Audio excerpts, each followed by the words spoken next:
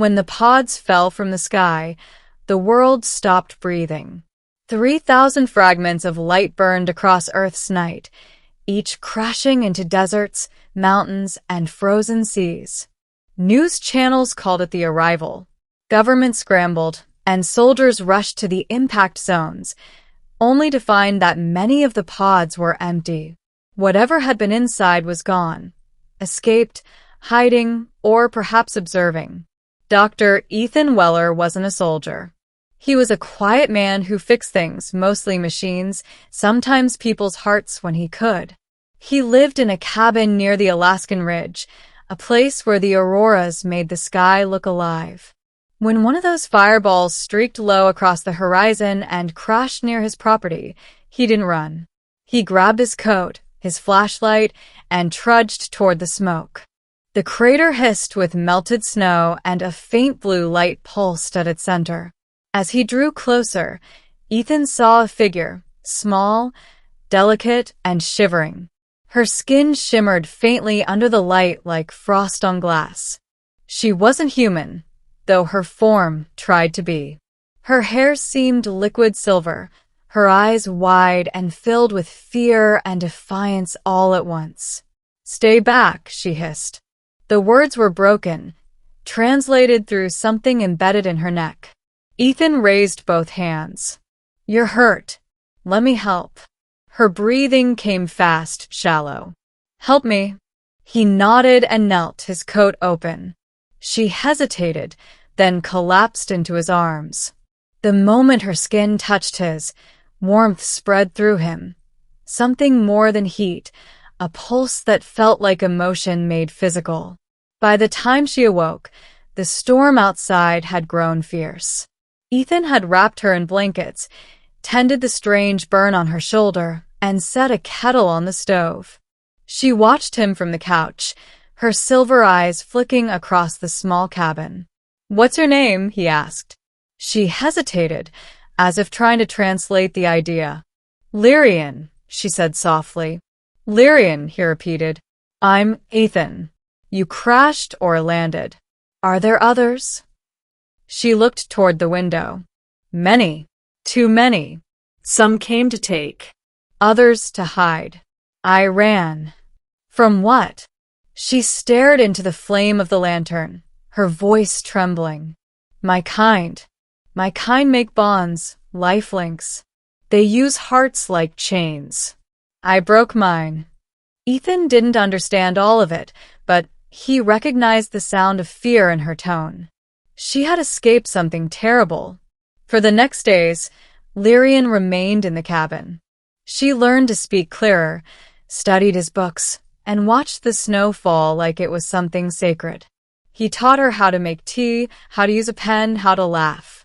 And in quiet moments, he caught her watching him, not with suspicion, but wonder.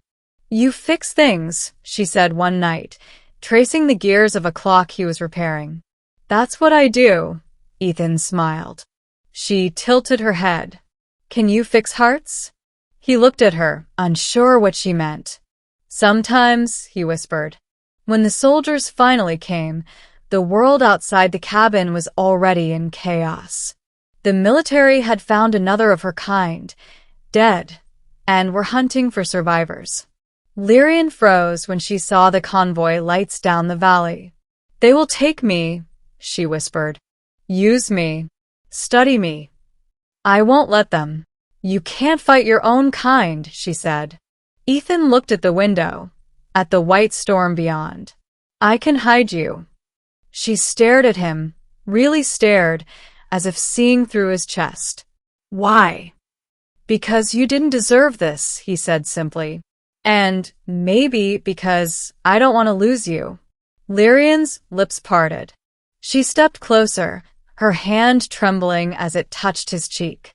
"On my world, when one offers shelter, they offer half their soul." "Well," he smiled softly, "lucky for you, I'm not stingy." For weeks, they hid in the snow, moving between frozen caves and abandoned cabins. She told him stories of her people, the Orlin, beings who once thrived on empathy, who could feel each other's emotions like songs. But over centuries, that gift turned into control. The strongest bonded the weak, enslaving them through love itself. Lyrian had escaped the Queen's bond, which made her a traitor. "You risked everything to feel free," Ethan said one night by the fire.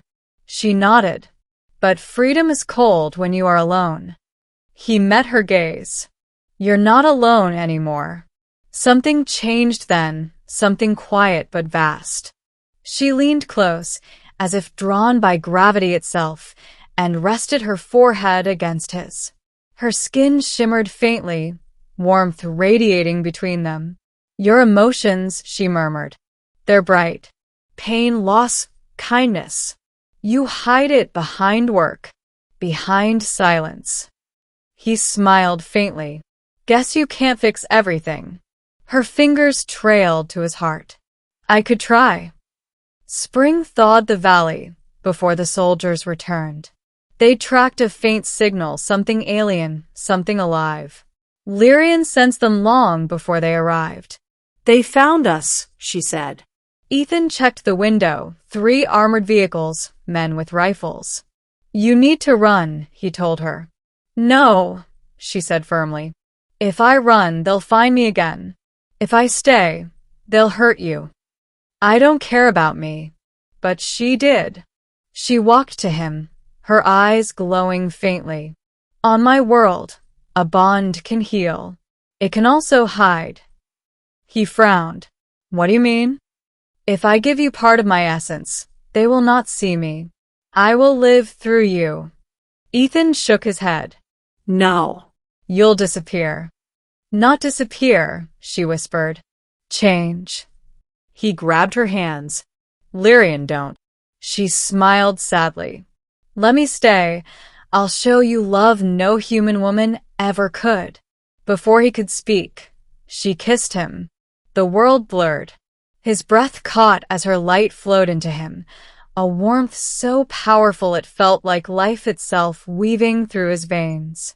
When the soldiers burst in, there was only Ethan, standing alone in the flickering firelight. Years passed. The world moved on. The government called the Orolin extinct. The pods were gone, the research buried. Ethan rebuilt his cabin, fixed his machines, lived quietly. But sometimes, when the wind moved through the valley, he felt her. When he fixed a broken clock, he felt her touch steady his hands. When he looked at the auroras, he heard her voice whisper through the colors. When his heart ached, a soft warmth spread through his chest, reminding him he wasn't alone.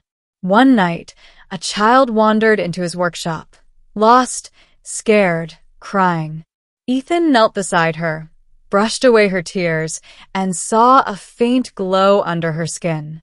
"Where are your parents?" he asked gently. The little girl looked up. "Mom said you'd know."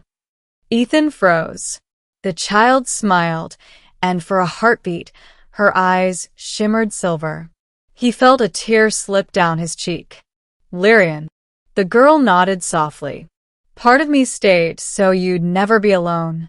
He took her small hand, heart trembling. "Then I guess I kept my promise." Outside, the auroras danced brighter than ever. In their glow, he could almost see her, watching, smiling, whole.